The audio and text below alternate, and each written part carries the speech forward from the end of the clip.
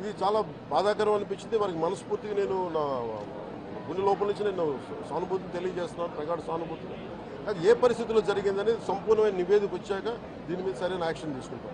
ఒకవేళ నిజంగా అప్పులు బాధ భరించలేక చనిపోయారా, అలాగే లేదంటే ఎవరన్నా బలవంతంగా ఇబ్బంది పెట్టి చచ్చిపోయేలా చేస్తారు, ఈ కోణంలో కూడా మనకి ఇన్వెస్టిగేషన్ జరుగుతూ ఉంది. దీని మీద వచ్చాక దీని మీద ఖచ్చితంగా స్పందిస్తాం. ప్రధాన సమస్య ఉంది సార్. అటవీ శాఖ ఆధ్వర్యంలో form to charcoals form to permission ఇస్తారు సార్. ఎక్కువగా ఇక్కడ రిజర్వ్ కన్వర్షన్ ఎక్కువ సార్, ఫారెస్ట్ రిజర్వ్ కన్వర్షన్ ఎక్కువ. దాంతో ఈ ఫార్మ్ టు పర్మిషన్ అడుగులు నడిపేస్తారు. చాలా బాధాకరమైన అంశం సార్. ఇక్కడ పర్యావరణం చాలా గందరగోళంగా తయారైంది. ఇక్కడ ఏ ప్రాంతం అనేది మొత్తం మొత్తం ఉమ్మడి కడప జిల్లాలో ఎక్కువ బదివేలు ఉంది, భీమటం ఉంది. నేను అతి కొద్ది రోజుల్లోనే కలెక్టర్ చేసి దీన్ని ఒకసారి రివ్యూ పెట్టండి. ఫారెస్ట్ డిపార్ట్మెంట్ కూడా ఒకసారి నేను అన్ని ఫేక్ చార్కోల్ దీని మీద మేము ఖచ్చితంగా నేను పెట్టండి. అంటే పర్సనల్ రివ్యూ ఇక్కడికి వచ్చి మేము రివ్యూ చేస్తాం.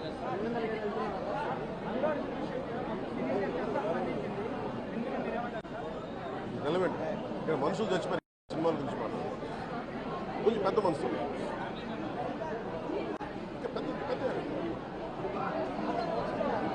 మీరు డిబేట్ మన మనసు మీద చెప్తారు. Debate go beyond cinema.